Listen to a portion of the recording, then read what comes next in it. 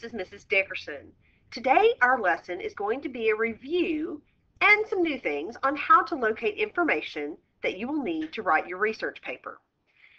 The first place you can find information, obviously, is in books. You can find a book about your person or your important event in history either at our Glen Oaks Library or either of the public libraries in town.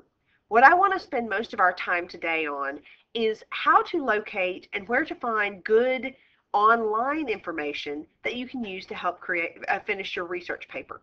So let's get started. Let's go out to the internet.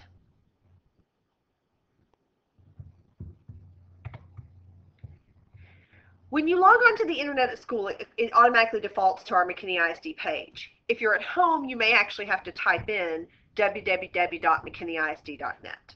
Once you get here, go to the campus list, scroll down and find Glen Oaks Elementary, scroll all the way down our web page until you come to the picture of the school. On the right side of the school, you'll find the link to Library Media Center. This opens our library web page.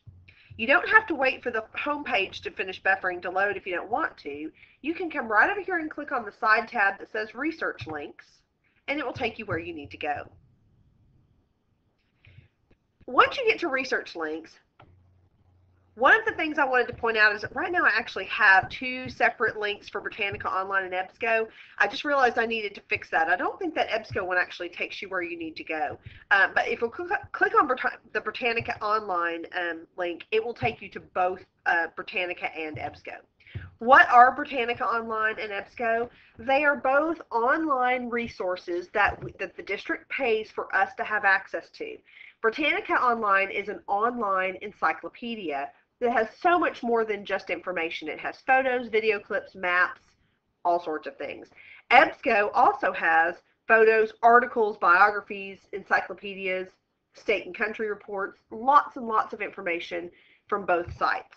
So let me show you what each of these look like, and we'll just kind of have a refresher of what each resource has. I just picked a name from the list that Ms. Hartzog gave me, so I'm just going to type in Henry Ford. I type that into the search line for Britannica, and we'll see when it comes up. Okay, so here's the article by Henry Ford. To get to the article, I simply click on the link. And let me show you a couple of features or remind you a few features. You'll see that the article is here. You'll see that each section has a heading. You'll notice at the beginning of each paragraph there is a speaker button and a play button. If you needed to have the paragraph read to you, you would click right there and it would do it. If you don't even want those tools there, just click Hide Audio tool and they'll go away.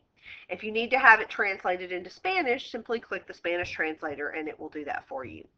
Other information you can find at Britannica Online is right over here where it says More Information. One is Images and Media. If you click on that link, it's only going to bring up the first three multimedia items. If you want to see everything, you simply click on More Multimedia. You'll notice here we have two still pictures and we have a video. Some topics will have videos, some might not. You're welcome to watch those videos and get more information about your person or your event. The pictures you are welcome to use for any project. They're copyright-free images that we have access to because we have a subscription to Britannica. The next one that they have is journals and magazines. These are journal or magazine articles about your topic. You'll see right here it says, this one says it's from Automotive News. Ford's from this one's from Cobblestone. Here's an article, Ford and the Model T. Now it says it's current events, but it doesn't tell what magazine it's from. So I'm going to click on that because I'm kind of interested to see what that says. Oh, here we go. There's a little side article about Ford and the Model T, and this comes from the Weekly Reader magazine. So you're certainly welcome to open this up and read what it has to say. Let's go back. Another resource that Britannica has is what's called the Web's Best Sites.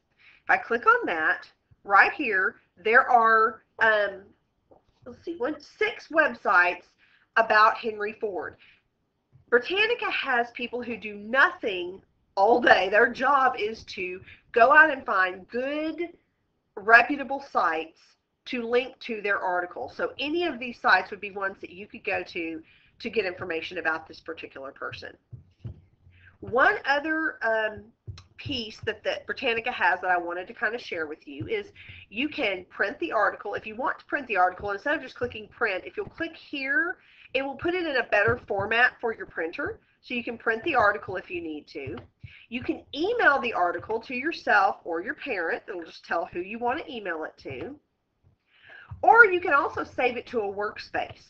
Now, what the workspace is basically if you have articles, pictures, videos, everything that has to do with your person, and you want to keep them all together so you can go back and look at them again and again without having to type that search term back in, you can create a workspace for yourself. You simply give it the project a name, give your workspace a name, set up a password, and then you can put an optional email address in. The only reason you have an email is if you forget your password, they will email it to you.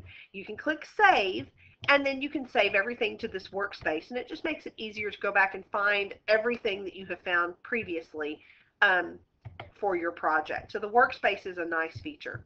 So that is Encyclopedia Britannica. Now let's go and look at EBSCO. EBSCO, the elementary version, is called Searchosaurus. So if I put in the search term for Henry Ford and I click search,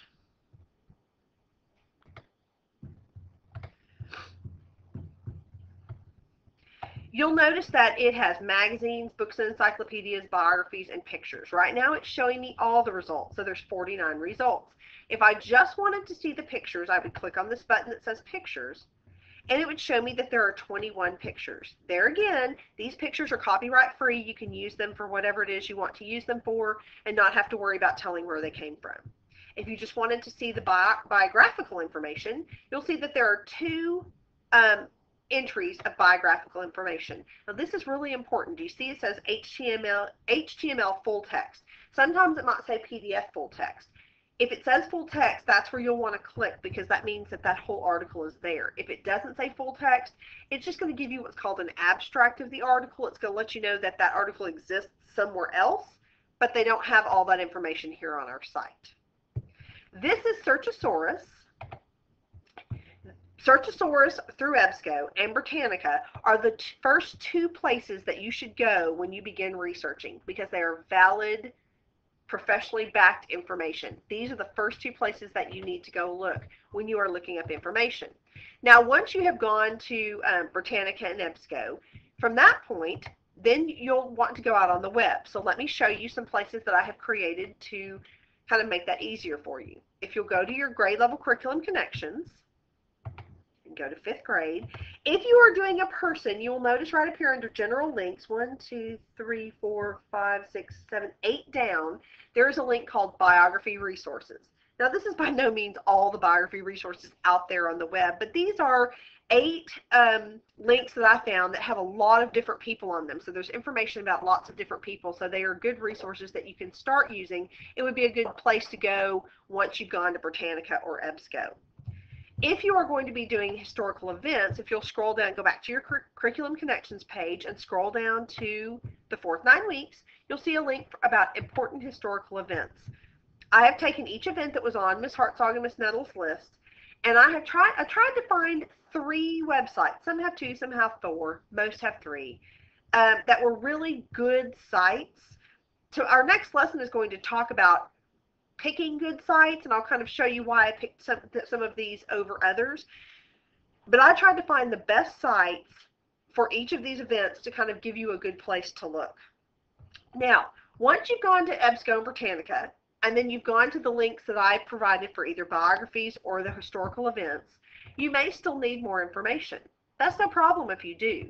If that's the case, come back to the research links on our library webpage, and you'll see right here a link for kid-friendly search engines. If you'll click on that, you may recognize this page. I did show it to you last year. These are 5 search engines like Google and Bing, but they're created especially for kids. You may remember using GoGooligans when you did your A to Z biography a few weeks ago. FYI, it is now unblocked on McKinney ISD, so you can get to it. We've got that taken care of. Yahoo for Kids is another good one, and these sites are great whether you're doing research or you need homework help. Some of them actually have games on them, so they're really good to explore. Kids Click is one that was created by a group of librarians. Fact Monster. And there again, you can put your search term in, or you can just go do some hunting based on these tabs over here. And then the last one is Ask Kids Schoolhouse. All of these are really good sites to help you find the information. They weed out just some of the junk that you're not going to need. So to review what we talked about today, the first place you can go look for information, obviously, is in a book, whether it be here at our Glen Oaks Library or at the public library. Once you've used your books or you're ready to go online, make sure you come to this link and visit both Britannica Online and EBSCO, which their search is Searchosaurus. Once you've gone there, then go to your Curriculum Connections page and either go to the biography resources or the important events resources, and you'll finish up by using the kid-friendly search engines. I hope this information has helped remind you what you need to do to find the best resources when you are searching for information for your research paper.